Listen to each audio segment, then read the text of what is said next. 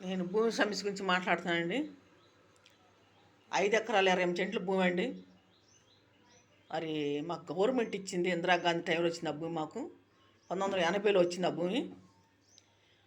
మరి ఆ భూమి ఆ రోజు వచ్చినప్పుడు మా నాన్నగారు లేరు, చనిపోయి ఉన్నారు. మా అమ్మగారు ఉన్నారు. మా అమ్మను బెదిరించి ఆ భూములు కబ్జా చేశారు. సీతనారులో బాలసాని రాజేశ్వరరావు, సముద్రాల చెరుబాబు కబ్జా చేశారు. కబ్జా చేసి ఆ భూమిని వాళ్ళ కొడుకులు, ఈయన కొడుకులు, వాళ్ళ కోడళ్ళు, వాళ్ళ మనవాళ్ళు కలిసి ఆ భూమిని ప్యాట్లేసి అమ్మేసుకున్నారు. 4 సంతకాలు చేసి దొంగ సర్టిఫికెట్లు చేసుకొని, మరి దొంగ సంతకాలు చేయించుకొని అలాగా చేసేసారు. ఆ భూమి కోసం మేము ఎంతో తిరుగుతున్నాం. ఆ రోజుల్లో మా అన్నయ్యని చంపేశారు ఆ భూముల కోసం. తర్వాత మా అమ్మని చంపేశారు. అమ్మను కూడా కొట్టి చంపేశారు. దానికి ఎస్మెంట్ ఆధారాలు మా దగ్గర లేవు. ఎస్మెంట్ కేసులు లేవు. ఎందుకంటే ఆ రోజులో మా దగ్గర ఫోన్లు లేవు. ఏ వీడియో తెత్తకపోయినా సాక్ష్యాలు పెట్టుకోవటానికి మా కాడ ఏమి లేవు. ఎవరైనా సాక్ష్యం అయినా కూడా సాక్ష్యం ఎవరు చెప్పరు మాకు. ఎందుకంటే అంతా మా భూమి ఆక్రమించిన వాళ్ళు కబ్జాదారులు, బంధువులు అక్కడ. అందుకని సాక్ష్యం కూడా మాకు ఎవరు చెప్పరు. వాళ్ళ తట్టే మాట్లాడతారు ఏదైనా. ఈ లేనోళ్ళకి ఆ రోజు బీదోళ్ళకని ఈ భూములు పంచారు. ఇందిరాగాంధీ టైంలో 1980లో వచ్చింది ఆ భూమి.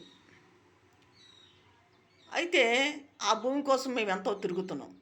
మాకు నిలువు నీళ్ళు లేకుండా చేశారు. మమ్మల్ని రోడ్డు పాలు చేశారు. చేసింది ఎవరు? కబ్జాదారులు, అధికారులు, ఎంఆర్ఓ వాళ్ళు, ERO, RI, municipality commissioner, joint collector గారు గుంటూరు, తాడేపల్లి ఎస్ఐ, సిఐ గారు, వీళ్ళు కలిసి వాళ్ళతో కొమ్మక్క అయిపోయి మాకు ఎటువంటి పరిష్కారం కాకుండా చేశారు. ఆ భూమి కూడా 10 సార్లు ఎంక్వైరీ చేశారు. 10 సార్లు వచ్చి సర్వే చేశారు. మీ భూమి ఎక్కడుందో చెప్పని అధికారులు ఎంఆర్ ఆఫీస్ నుంచి ఒక 10 మంది 12 మంది దాకా వచ్చారు. వచ్చి భూమి ఎక్కడుందో చూపించంటే మేము కూడా మా కుటుంబంలో ఒక 15 మంది దాకా వెళ్ళాం. మా 3 కుటుంబాల మీద 15 మంది దాకా వెళ్ళి చూపించి ఇన్ని దిక్కులు మా దగ్గర మాకు ఎన్ని సార్లు అయితే ఇచ్చారో అధికారులకి మేము చూపించాం. మా గవర్నమెంట్ ఎన్ని సార్లు అయితే వచ్చిందో భూమి అన్ని సార్లు మేము చూపించాం. 4 దిక్కులు వచ్చింది మాకు. మకానాళ్ళలో 2 సార్లు వచ్చింది. సెటిల్మెంట్ స్కూల్ దగ్గర ఒక సాట్ వచ్చింది. సీతానగరం గోరా కాలనీ బోటేటంకి అక్కడ 2 దిక్కులు వచ్చింది. అక్కడ 2 ప్యాట్లు ఇళ్ల స్థలాలు. ఇళ్ల స్థలాలు వచ్చి 20 సెంట్లు. అన్నయ్యకి 10 సెంట్లు, అమ్మకి 10 సెంట్లు ఇళ్ల స్థలం వచ్చి. పొలం వచ్చి అమ్మకు వచ్చేసి 2 ఎకరాల 54 సెంట్లు భూమి ఇచ్చారు. అన్నయ్యకి వచ్చేసి 2 ఎకరాల 4 సెంట్లు భూమి ఇచ్చారు. మొత్తం కలిసి 5 ఎకరాల 28 సెంట్లు భూమి. ఈ 5 ఎకరాల 20 సెంట్లు భూమిలో 1 సెంటు కూడా మేము అమ్మల. మా అమ్మవాళ్ళు కానీ, మేము కానీ, మా పిల్లలు కానీ అమ్మల. ఈ కబ్జాదారులు అధికారులను పట్టుకొని అధికారుల కాడ వాళ్ళకి లంచాలు కట్టేసి వాళ్ళు స్వాధీనంలో తెచ్చుకున్నారు. వాళ్ళు ఏం చేశారు? అధికారులు వాళ్ళకి అమ్ముడిపోయి మాకు అన్యాయం చేశారు. మేము వెళ్ళినప్పుడల్లా ఏదో సాకులు చెప్పటం, ఎంఆర్ఓ మారినప్పుడల్లా ఎంఆర్ఓ అక్కడ తిరగటం, వచ్చిన ఎంఆర్ఓలలో వాళ్ళకి ఆ డబ్బులు తింటూ వెళ్ళిపోవటం, వేరే సాటికి ట్రాన్స్ఫర్ చేసుకోవటం, ఉద్యోగాలు అట్టా మారుతున్నారు. మాకు ఏ పరిష్కారం కాల. వచ్చిన ఎంఆర్ఓ అక్కడికల్లా వెళ్ళి వాళ్ళు కాళ్ళు పట్టుకొని మేము ఏడవటం, అయ్యా మాకు న్యాయం చేయండి, మాకు అన్యాయం జరిగింది, మాకు అన్యాయం చేశారు, మా కాడ ఒరిజినల్ పట్టాలు లాక్కెళ్ళిపోయారు, మా కాడ వేసుకుంటే ఆధారాలు లేవు, సర్వే నెంబర్లు పెట్టుకొని మేము అర్జీలు రాసుకొని అప్లికేషన్ రాసుకొని మా కాడ ఏమేమి ఉన్నాయో ఆధారాలు అట్లా లింక్ చేసి మేము అధికారులకి ఇస్తున్నాం. ప్రతి అధికారులకి వచ్చిన అధికారులకల్లా. మరి అప్లికేషన్ పేపరు, జాయింట్గా మరి ఫ్యామిలీ సర్టిఫికేటు, డెత్ సర్టిఫికేట్ 2 నాన్నగారిది అమ్మగారిది, మరి పొలానికి సంబంధించిన కాగితాలు, నా ఆధార్ కార్డులు ఇవన్నీ లింక్ చేసి వచ్చిన ప్రతి అధికారికి మేము అందిస్తున్నాం. ఆ భూమికి ఏమైతే ఇచ్చారో మా సర్వే నెంబర్, ఆ సర్వే నెంబర్తో సహా క్లియర్గా రాస్తున్నాం. మా అడ్రస్ అంతా పెడుతున్నాం. ఇన్ని మేము చేస్తుంటే ప్రతి అధికారి మమ్మల్ని మోసం చేసిన వాళ్ళే కానీ మాకు న్యాయం చేసిన అధికారి లేడు. వాళ్ళు చదివి ఉండి జ్ఞానం లేదు వాళ్ళకి, మాకు చదువు లేకుండా మాకు జ్ఞానం ఉంది. వాళ్ళు అంటారు మీ దగ్గర ఏమున్నాయి ఒరిజినల్ పట్టుకురండి అంటారు. అయ్యా ఒరిజినల్ ఉంటే మేము మీ దగ్గరికి ఎందుకు వస్తాం? ఒరిజినల్ ఉంటే మేమే పరిష్కారం చేసుకుంటాంగా, మీ దగ్గరికి రావాల్సిన అవసరం మాకు లేదు కదా అని మేము మాట్లాడతాం. మరి మీ దగ్గర ఏమి లేకపోతే మేము ఏం చేస్తాం అని వాళ్ళు అంటారు. అయ్యా ఏమి లేదని మేము వస్తున్నాము, ఇగో సర్వే నెంబర్లో, ఇదిగో మీరు భూమి ఇచ్చినట్టు మా కాడ ఆధారాలు చూపిస్తున్నాం మేము. అదేమంటే ప్రతి అధికారి వచ్చి అడార్ట్మెంట్ కాగితం ఇస్తారు. అడార్ట్మెంట్ కాగితం ఇచ్చి ఒత్తిడి చేస్తున్నారు, సంతకాలు చేయి, ఏళ్ళు ముద్దలై అని. ఒక ఎంఆర్ఓ ఏం చేశాడు, శ్రీనివాసరెడ్డి 10 పేపర్ల మీద నాతోటి ఏళ్ళు ముద్దలు లేపించుకున్నారు. దేనికి? నీకు పట్ట ఇస్తాము, నీకు పాస్బుక్ ఇస్తాము, ఇంటి పట్ట, పొలం పట్ట మొత్తం ఇస్తామని చెప్పేసి నాతోటి ఏళ్ళు ముద్దలు లేపించుకున్నారు. నాకు ఇవ్వాల ఈకుండా ఏం చేశారు, లేదని ఇచ్చారు కాగితాలు మాకు. ఎట్లా ఇస్తారు? మా గవర్నమెంట్ ఇచ్చింది, నీ రికార్డులో ఉంది, నీ అడంగల్లో ఉంది, నువ్వు లేదని అట్టిస్తావు మాకు. ఏ రకంగా ఇస్తావు? నువ్వు రికార్డులో లేకపోతే, అడంగలో లేకపోతే, మా పేర్లు అనేది లేకపోతే మీరు ఎందుకు వచ్చారు 10 సార్లు వచ్చి మీరు ఎంక్వైరీ ఎందుకు చేశారు? కొలతలు ఎందుకు వేశారు? సర్వే ఎందుకు చేశారు? మీరు 10 మంది వచ్చారు అధికారులు వచ్చి ఎక్కడ భూమి చూపించు అని మీరు వచ్చి చూపిస్తే, మేము చూపిస్తే మీరు సర్వే చేశారు, కొలతలు వేశారు, అన్నీ చేశారు. మీరు రికార్డు తీసుకొచ్చారు భూమి దగ్గరకు కూడా. అడంగలు కూడా మాకు చూపించారు. అడంగలో మా పేర్లు ఉన్నాయి, రికార్డులో మా పేర్లు ఉన్నాయి, మా భూమి ఎంత ఇచ్చిందో అంటూ రాశారు, అన్నీ ఉన్నాయి. అన్నీ ఉండి కూడా మమ్మల్ని మీరు మోసం చేశారు. ఎంఆర్ఓ వాళ్ళు మమ్మల్ని మోసం చేశారు. 4 ఎంఆర్ఓలు, తిరుమల వెంకటేశ్వరరావు, పద్దనభూసం ఎంఆర్ఓ, శ్రీనివాసరెడ్డి, నాగిరెడ్డి, అంతకుముందుకు ఒక ఎంఆర్ఓ ఉన్నారు 2003లో. ఒక అతను ఉన్నాడు, పెద్ద అతను, ఆయన పేరు నాకు తెలియట్లేదు, చాలా పెద్ద అతను. వీళ్ళందరూ కలిసి మమ్మల్ని మోసం చేశారు. వచ్చిన అధికారాల్లో వాళ్ళ కాడ డబ్బులు తింటూ వెళ్ళిపోవటం, వాళ్ళ దగ్గర డబ్బులు తింటూ వెళ్ళిపోవటం, మమ్మల్ని మోసం చేయటం. మేము ప్రతి అధికారి కాడికి తిరగటం, వాళ్ళు కాళ్ళు పట్టుకొని మేము వేడటం. ఒక అధికారి ఏం చేశాడు, కుర్చీ ఎత్తుకొని కొట్టపోయాడు నన్ను, ఎంఆర్ఓ తిరుమల వెంకటేశ్వరరావు. తర్వాత పద్దనభూసం ఎంఆర్ఓ, 70 మంది పోలీసు వాళ్ళు ఉన్నారు, నేను పట్టించేస్తాను, నిన్ను ఎత్తుకెళ్ళిపోతారని ఆయన బెదిరించాడు. శ్రీనివాసరెడ్డి, మీకోసమే నన్ను వేశారు డ్యూటీ, ఇక్కడ మీకు న్యాయం చేస్తాను, శాంతి, నువ్వు భయపడగాకండి, మీరు మీ భూమి మీకు ఒప్ప చెబుతాను, నేను ఒప్ప చెప్పి నేను ఇక్కడి నుంచి వెళ్ళిపోతానని చెప్పేసి అన్నాడు.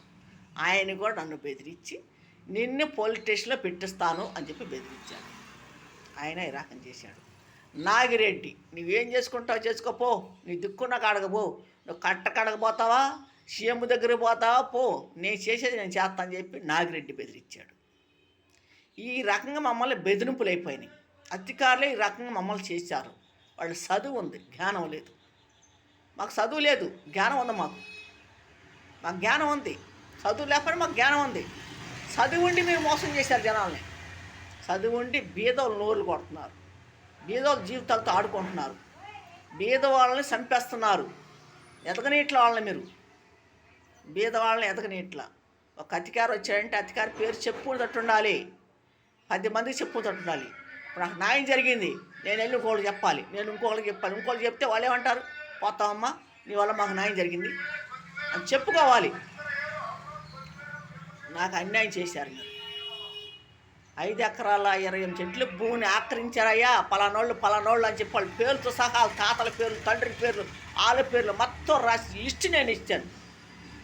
నువ్వేం చేశావు, వాళ్ళ కాడికి వెళ్ళి వాళ్ళు ఇచ్చే లంచం తెచ్చుకొని నువ్వు తిన్నావు, ఇంకోసారి ట్రాన్స్ఫర్ అయ్యావు. ఇది మీరు చేసే పని. బీద వాళ్ళకి మీరు న్యాయం ఏడ చేస్తున్నారు, ఎక్కడ చేస్తున్నారు? న్యాయం ఉందా? అధికారులు గవర్నమెంట్ అని మీ దగ్గరికి వస్తున్నాం మేము. ఈ గవర్నమెంట్ చేసే పని ఏంటి? లంచాలు కాసుపడి జీవితాలతో, బీదల జీవితాలతో ఆడుకుంటున్నారు. బీదల జీవితాలు నాశనం చేస్తున్నారు. వాళ్ళని ఎదగనేట్లా మీరు. వాళ్ళని ఏ కాడికి అనక తొక్కుతారు మీ కాళ్ళ కిందేసి, మీ కుర్చీల కిందేసి, మీ కాళ్ళ కిందేసి అనక దొక్కుతున్నారు. వాళ్ళని పైకి ఎదగనేట్లా మీరు. ఎందుకు ఇలా చేస్తారు? ఆ ఉద్యోగాలు చూసుకొని మీరు ఆ రకం చేస్తున్నారు. అదే ఉద్యోగం మీరు లేకపోతే మీరు ఏమవుతారు ఒకసారి ఆలోచించండి. మాకంటే ఏనంగా బతకాలి మీరు. అప్పుడు మేమన్నా కష్టపడి బతుకుతాం, మీరు అట్ట కూడా బతకలేరు. ఆ ఉద్యోగాలు ఉండబట్టి ఆ ఏసీ రూమ్లో కూర్చొని, కుర్చీలో కూర్చొని ఏదో మీ ఇష్టం వచ్చినట్టు పెన్నులు పట్టుకొని పిచ్చి గీతలు గీసి గీసి పరేస్తున్నారు. ఎవరి జీవితాలతో ఆడుకుంటారు? ఎవరు కాపురాలు తీస్తారు? ఎవరి జీవితాలు బిడ్డలను మీరు నాశనం చేస్తారు? ఈ రకంగా తయారైంది గవర్నమెంటు. మరి కిందోళ్ళు పని చేస్తుంటే పైవాళ్ళు ఏం చేస్తున్నారు? పెద్ద అధికారులు ఏం చేస్తున్నారు? పెద్ద అధికారులు కింద అధికారులు చెప్తే పనులు చేయరా? చేయనప్పుడు ఎందుకు వాళ్ళు ఉద్యోగాలు వస్తుంటో తీసేయండి. ప్రజలకు పనులు చేయనప్పుడు వాళ్ళ ఉద్యోగాలు వచ్చటం ఎందుకు? వాళ్ళకి ఉద్యోగాలు తీసేయండి. ప్రజలకు పని చేసే పని అయితే వాళ్ళకి ఉద్యోగాలు ఉంచండి. ఏ అధికారం అయినా సరే ప్రజలకు పని చేసేటట్టు ఉండాలి. ప్రజలను ఏడిపించకూడదు. ప్రజలను ఏడిపితే మీకు ఏమొచ్చింది? మీకు ఏం ఒరిగిద్ది? వాళ్ళు ఇస్తారు, 1 కోటి రూపాయలు ఇస్తారు, 2 కోట్లు ఇస్తారు. ఎన్ని రోజులు తింటారు మీరు? అయ్యి ఎన్నాళ్ళు తింటారు? చెడ్డ పేరే కాదు. మీరు తరతరాలు చెడ్డ పేరే కానీ మంచి పేరు రాదు కదా. అలా ఎందుకు చేస్తారు? కష్టపడి బతకండి, కష్టపడి తినండి. ఒకళ్ళు సొమ్ము వేసుకొని మీరు తిని వాళ్ళు ఏడిచే ఏడుపులు మీకు కొట్టవా? వాళ్ళు ఎంత ఏడుతున్నారో మీకు తెలుస్తుందా? ఆ కుటుంబాలు రోడ్డు పాలైపోయారే, బజారు పాలైపోయారే, నిలువు నీళ్ళు లేకుండా చేశారు వాళ్ళకి. వాళ్ళు ఎంత ఏడుతున్నారో, వాళ్ళ బిడ్డల తరం ఏడుతున్నారే. ఆ ఏడుపు అనేది మీకు కొట్టదా? వాళ్ళు ఏడుతుంటే మీకు ఆనందమా? వాళ్ళు ఏడుస్తుంటే మీకు ఏమైనా కుశాలా? మీకు వచ్చేదేంటి? దాంట్లో మీకు ఒరిగేదేంటి? వాళ్ళ జీవితాలతో ఆడుకుంటే మీకు ఒరిగేది ఏమైనా ఉందా? న్యాయం కోసం నేను పోరాడుతున్నా, నాకు న్యాయం చేయండి. మేము ఎవరి సొమ్ముకో మేము ఆశపట్లా, అది మా తల్లిదండ్రుల సొమ్ము. వారసులో మేము ఉన్నాం, మేము వారసులో ఉన్నాం. ఎవరి సొమ్ము మేము ఇవ్వమంటలా, మీ సొమ్ము ఇవ్వమంటలా, మీ ఆస్తులు మేము ఇవ్వమంటలా. మా ఆస్తులు మాకు అడుగుతున్నాం.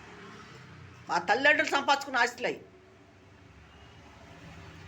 మా ఆస్తి మాకు ఇవ్వమంటాం. ఎవరి దానికి మేము ఆశపట్లా, ఎవరి సొమ్ముకి మేము ఆశపట్లా, ఎవరి డబ్బు ఇవ్వమని మేము ఆశపట్లా, ఎవరి రూపాయి మేము అడగట్లే. మేము మా తల్లిదండ్రులది ఆస్తి అది. వారసులో మేము ఉన్నాము, వాళ్ళకి పుట్టిన బిడ్డలు మేము ఉన్నాము. మా సొమ్ము ఒక అప్పు చెప్పమని అడుగుతున్నాం. నీకు ఆడ ఉన్న ఆధారాలు తీసురా, నీ దగ్గర ఉన్న ఆధారాలు తీసురా. ఆధారం ఉంటే నీ దగ్గర రావాల్సిన అవసరం నేను.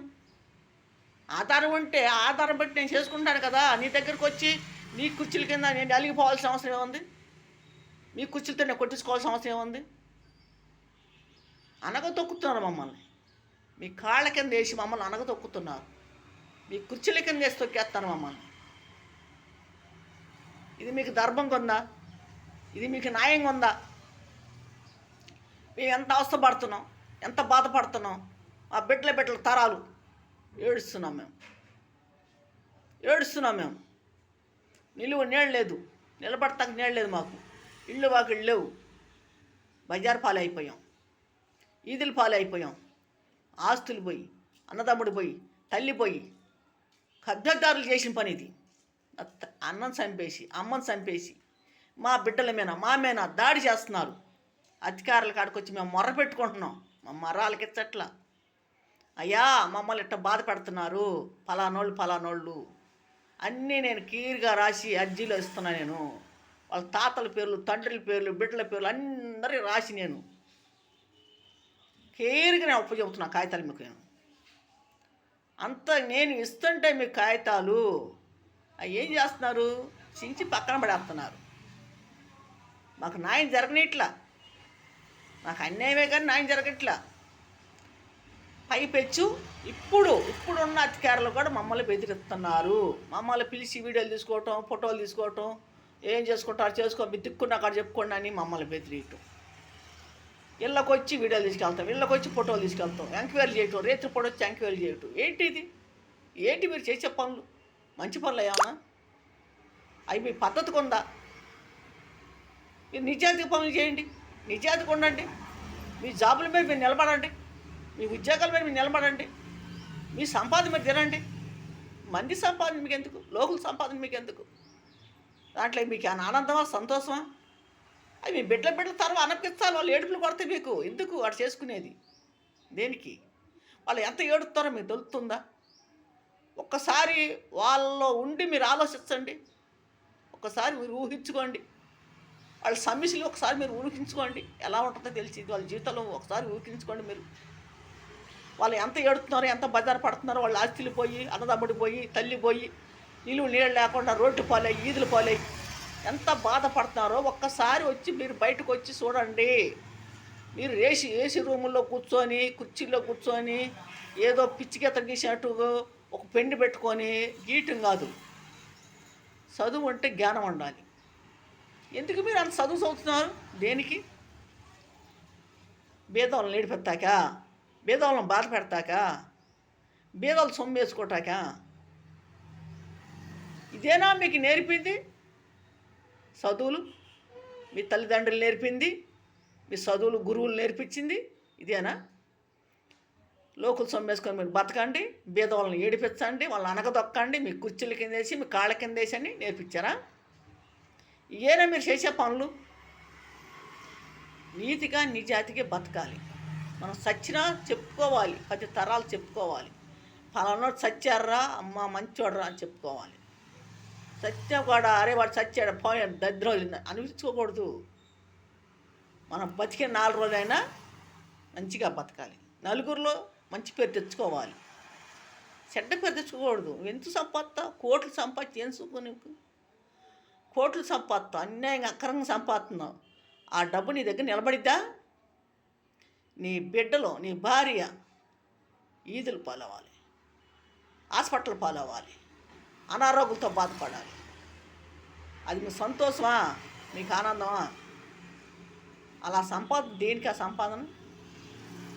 సంపాదన ఎందుకు? ఆ సంపాదన ఏం చేసుకుంటారు? మనకు బతకటానికి ఏం కావాలి?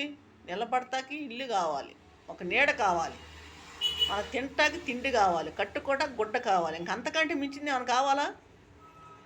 మనం సత్తి ఏమీ రాదు మన వెనకాల, రేపు మట్టిలో కలిసిపోతాం. కాకపోతే బతికినంతకాలం ఒక సొంత ఇల్లు కావాలి, కడుపులోకి తిండి కావాలి, ఒంటి మీద గుడ్డ కావాలి. ఇంకంతకు మించింది ఏమీ లేదు. నీ ఎకరాలు, ఈ బిల్డింగులు, ఈ కోట్లు నీ ఎంపటి రావు. ఎవరైనా చచ్చిపోయేవాళ్ళమే, ఎవరో బతికోవడం కాదు. భూమి మీద అందరూ చచ్చిపోయేవాళ్ళమే, ఎవరు నిజాతికి ఉండే బతికేది లేదు. కాకపోతే చచ్చినప్పుడు మంచిగా చెడు అని తెలిసింది. మా అమ్మగారు పోయారు, మంచి పేరు తెచ్చుకుంది మా అమ్మగారు, చెడ్డ పేరు తెచ్చుకోవాలా. మరి ఆమెను ఎవరు చూసిచ్చిన వాళ్ళు లేరు. ఎందుకంటే ఆమె ఎవరికి అన్యాయం చేయలేమా, ఎవరి నోరు కొట్టల, ఎవరు రూపాయి కాచిపడలామా, కష్టపడి బతికింది. ఎండకి గాలికి వానకి తడిసి కష్టపడి ఆమె బిడ్డలను పెంచుకుంది. భర్త లేకపోయినా, భర్త చనిపోయినా బిడ్డలను పెంచుకుంది. కష్టం చేసి కారం మెతుకులు తిని, పచ్చడి మెతుకులు తిని, గంజి నీళ్ళు తాగి పోషించుకుంది తన బిడ్డలను తన్ని.